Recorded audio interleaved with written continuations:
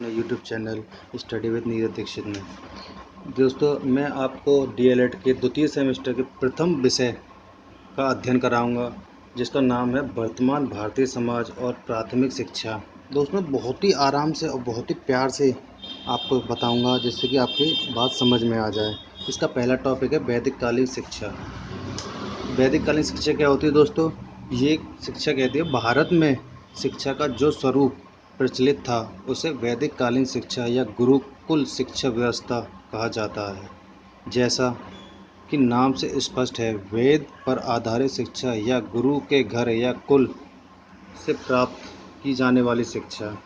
वेद पर आधारित शिक्षा का अर्थ है ऐसी शिक्षा व्यवस्था जिसका स्रोत वेद है। भारतीय साहित्य में 4 प्रकार के वेद माने जाते हैं: ऋग्वेद, यजुर्वेद, सामवेद, अथर्ववेद।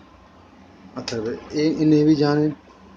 एक वेद के ज्ञाता को स्नातक कहते हैं, 2 वेद के ज्ञाता को वासु कहते हैं, 3 वेद के ज्ञाता को रुद्र कहते हैं, 4 वेद के ज्ञाता को आदित्य कहते हैं। वैदिक कालीन शिक्षा के सिद्धांत एवं विशेषताएं। पहली विशेषता है वैदिक युग में प्रचलित शिक्षा की सबसे अहम बात थी शिक्षा पूरी तरह राज्य के नियंत्रण से मुक्त थी।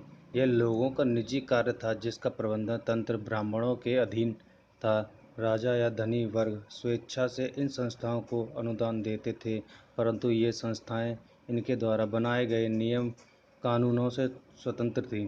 दूसरी विशेषता इसकी यह सार्वजनिक व निःशुल्क शिक्षा। इस काल में शिक्षा देना एक पवित्र कर्तव्य समझा जाता था। छात्रों से कोई फीस नहीं ली जाती थी।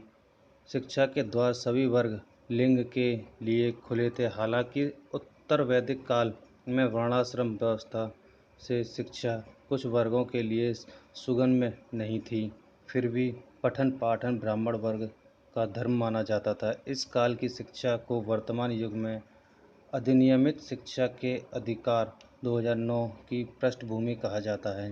तीसरी विशेषता है इसकी कि शिक्षा का स्वरूप मुख्यतः वैयक्तिक था। बच्चा गुरु के पास शिक्षण ग्रहण करने जाता था। गुरु वैयक्तिक विभिन्नता के आधार पर प्रत्येक शिष्य को ज्ञान व प्रशिक्षण देता था। उसकी बौद्धिक एवं मानसिक क्षमताओं कुशलताओं का संवर्धन करता था। चौथी इसकी विशेषता है कि शिक्षा पुस्तकीय न होकर व्यवहारिक थी। बालक गुरु के पास केवल विषयगत ज्ञान ही नहीं प्राप्त करता था, बल्कि उससे भावी वयस्क जीवन में प्रवेश करने से पूर्व की तैयारी करवाता था। समस्त दैनिक क्रियाओं व्यावसायिक कौशलों को करके सीखता था। वैदिक शिक्षा में संस्कारों एवं मंत्रों का विशेष महत्व था। बालक 5 वर्ष की अवस्था पूर्ण कर लेने के बाद ही गुरुकुल में प्रवेश कर सकता था।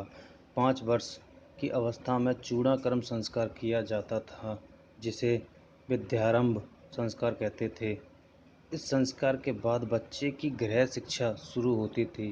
प्रारंभिक शिक्षा घर में माता पिता बुजुर्गों के बीच ही संपन्न होती थी। परिवार में मंत्रों का उच्चारण अभ्यास, पठन, प्रारंभिक गणित, कथा कहानी आदि का ज्ञान कराया जाता था।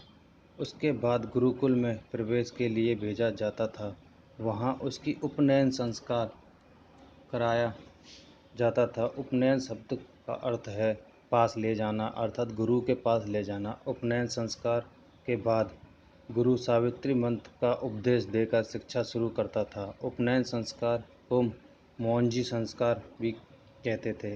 इस धार्मिक संस्कार के बाद छात्र भौतिक शरीर का आध्यात्मिक शरीर प्राप्त करता था, जिसे द्विज कहलाया जाता था। इन्हें भी जानें। उपनयन की आयु ब्राह्मण छात्रों के लिए 8 वर्ष, क्षत्रिय छात्रों के लिए 11 वर्ष और वैश्य छात्रों के लिए 12 वर्ष थी। अध्ययन काल सामान्यतः 12 वर्ष का होता था। स्पष्ट है कि बालक की 5 वर्ष तक की शिक्षा घर में संपन्न होती थी और उसके आगे की शिक्षा वह आश्रम में प्राप्त करता था।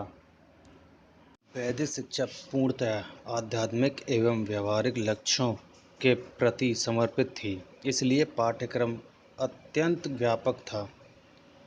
बालकों को वेद, उपनिषद, पुराण, नीतिशास्त्र, इतिहास, गणित, भाषा, कला, विज्ञान, शिल्प, कृषि, पशुपालन, अर्थशास्त्र एवं सैन्य विज्ञान का ज्ञान आवश्यक था। शिक्षण का माध्यम संस्कृत था। शिक्षण विधि मौखिक थी। छात्र आचार्य द्वारा कही गई बातों को कंठस्थ करता था। इस काल की प्रमुख 3 विधियाँ थीं: श्रवण, मनन, निदिध्यासन। सर्वप्रथम छात्र गुरु की कई बातों को सुनता था, फिर जो कुछ सुना उसका मन से चिंतन करता था और उसे अपने व्यवहार में उतारता था। दोस्तों, मैंने बहुत ही इम्पोर्टेंट टॉपिक आपको ये बताया है। इसी में से अधिकतर इसी में से पेपर में पूछा जाता है, तो इसलिए आप ध्यान से इसको देखिए, पढ़िए। धन्यवाद।